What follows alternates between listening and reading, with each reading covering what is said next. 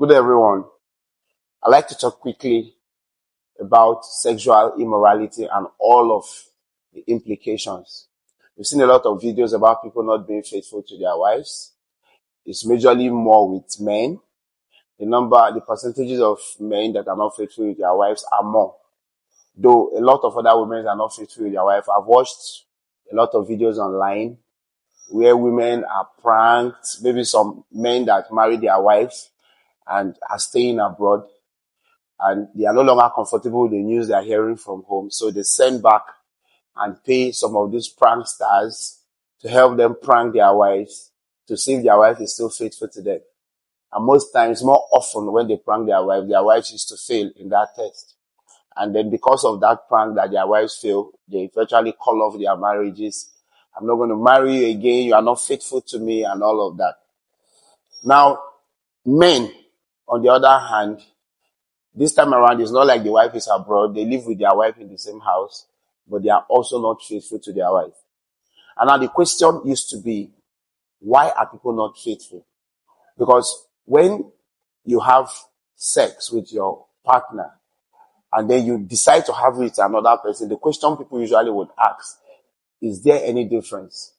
Is there a difference between what you have at home and what you have outside the home? What you have at home is legal. What you have outside is illegal. And there are a lot of complications that goes with having it outside wedlock. And what extra thing are you looking for? Like one pastor would usually tell himself, I think that was Apostle Arome. He said one of the things that used to help him when he gets into sexual temptations from all of the people he meets across ministry, that he just reminds himself that it is the same thing. That as soon as he tells himself it is the same thing, that he has overcome. So that is his own method of overcoming. Now, why I want to address this is because a lot of complications are happening. And people are so vulnerable. Most especially, girls, because they would bow to the pressure of women, even if they know that the men are married. I was checking up somebody one time in my practice. I was doing a scan for a lady, and then we did the scan and she was pregnant. And then while I was doing the scan, she seemed to be wandering between thoughts because I checked and she was pregnant, and the pregnancy, I can't remember how many weeks, but she was worried because who came to do the scan with her? Somebody came to do the scan with her. Now, while she was worried, while both of us were in the scan room, she now told me that the person, I slept with this guy, the guy that came with her for the scan. I slept with this guy on the 22nd. Then I now traveled back home, back to my village. And then I also met with my old boyfriend on the 24th. And now I am pregnant. She's very confused who has that baby.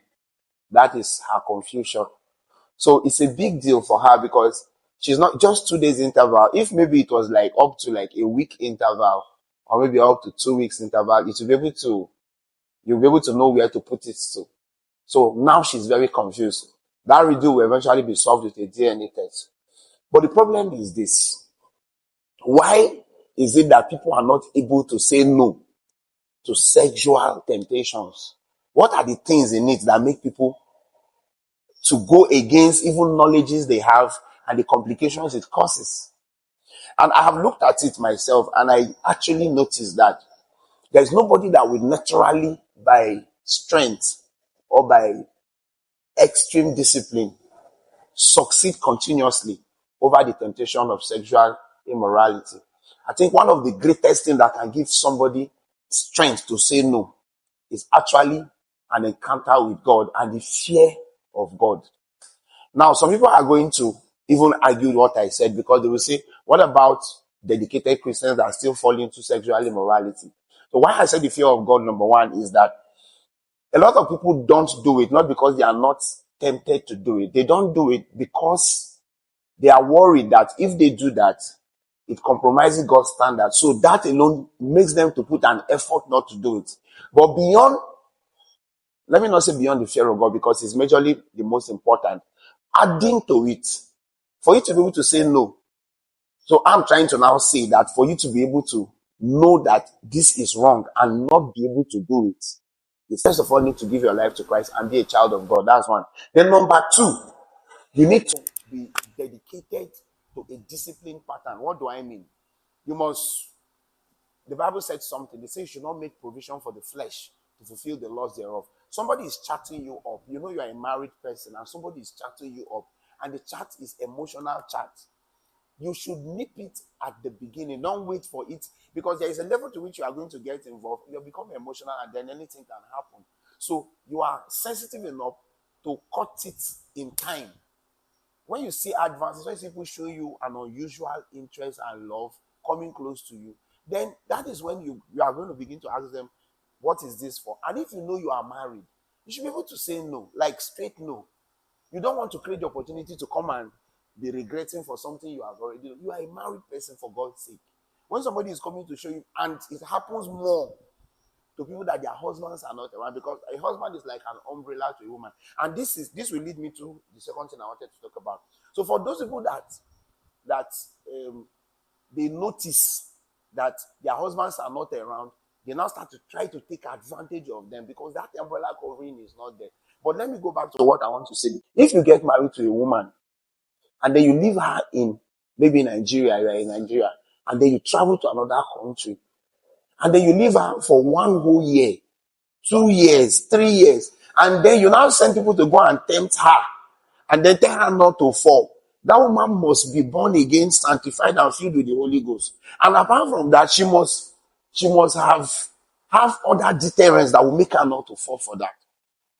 But how can you marry somebody and then when she's not faithful to you, you are now arguing and saying, why will she not be faithful? Why will she be faithful?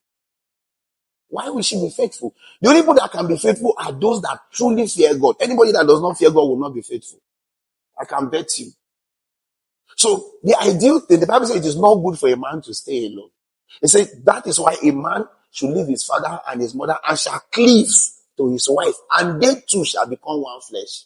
So anytime you want to make a decision to get married, be sure you are also adding as part of your decision how you both can be together, continuously together. One of the reasons for marriage is for purity, is to block off that possibility of wanting to look for something outside the matrimonial union that the flesh desires. So if somebody stays the whole 1 year, 2 years, 3 years, and you are nowhere to be found, and then you expect faithfulness from that person, and the person is not born again, I don't know what kind of faithfulness you are expecting. And then you that is expecting faithfulness, right there where you are also not faithful. And then when the person here is not faithful, you are blowing it and you are bringing it to the internet, showing it to everybody. Whereas if we check you, interrogate you, you are also not faithful. It is almost what Jesus Christ told those people that came to stone the woman, the other woman that was caught in the very act of adultery. All of them came, they rolled stone. They want to stone the woman because she was caught in the act of adultery. And Jesus Christ told them, okay, maybe because they are not caught. So they are now the righteous and the holy people. All of you want to stone the woman. You carry stone. Let's kill her because she's caught in the act of adultery. Jesus Christ said, okay, if you know you don't have sin, cast the first stone. And you can imagine, not even one person dead. So all of them were guilty and yet they carry stone to cast. So we are saying this. If you know you are married, stay with your spouse. Part of the plan for marriage is if you cannot make the arrangement to take your spouse, then don't marry yet. You cannot come and marry somebody's daughter or come and engage and then keep the person for so many years, and then you visit once a year, and then you are asking for faithfulness. Quite a few will be faithful, but many will not, and you will not know. So please, faithfulness is only in God. If you want to be faithful, you want to receive grace to say no, even people that are in God have to still be intentional, have to pray, have to cut off provisions for the flesh so that they will not fulfill the laws thereof. There is lust resident in the flesh. And for those people that are saying they will not marry again, disgracing their wives, disgracing their husbands on the internet, that person you want to go and marry, if you do the same thing to that person, abandon the person and travel abroad, the person will still not be faithful to you. What brings faithfulness, why God said they should live together and be together, is because God is trying to prevent all of what you are causing. So please, this is a revelation to everyone. One of the most important things you should do is when you get married, stay with your spouse. That is what is important. Then if you know you are already married, don't ever let anybody lure you to things that you are not going to be proud of. When they are coming up, talk to them, reject it. And another thing that will help you is that when people make advances at you and you know you are married, immediately report to your spouse. Tell your spouse, call the person's name. That's what one of my Oga told me. My Oga told me there was one of the doctors I was working with. He told me, he said, in the local government he was working, one of the local government chairman, who is a female, was making an advancement at him. And then his wife knows her. And then when the wife kept on making, when that woman kept on making advance, he now told the woman, if you tell me this thing again, I will report you to my wife. That information was enough for the woman to switch off. She stopped disturbing him. It is because you are hiding it from your spouses, that is why you fail. If somebody is making, even if your spouse is not around in Nigeria, if they make, anybody that makes, if your friend's husband makes an advance, call your husband and tell him that look at what your friend is telling me. Make sure you have very good evidence so that they will not say you are lying against him. That is what to do. So please, number one, final advice. If you want to stay pure, you must give your life to Christ. If you don't give your life to Christ, I cannot guarantee you, because you need grace and then you also need discipline to be able to stay right. I pray that God will help all of us, and I pray you get a little information from this, so you don't keep putting people to temptation and be blaming them for the temptation you caused. God bless you.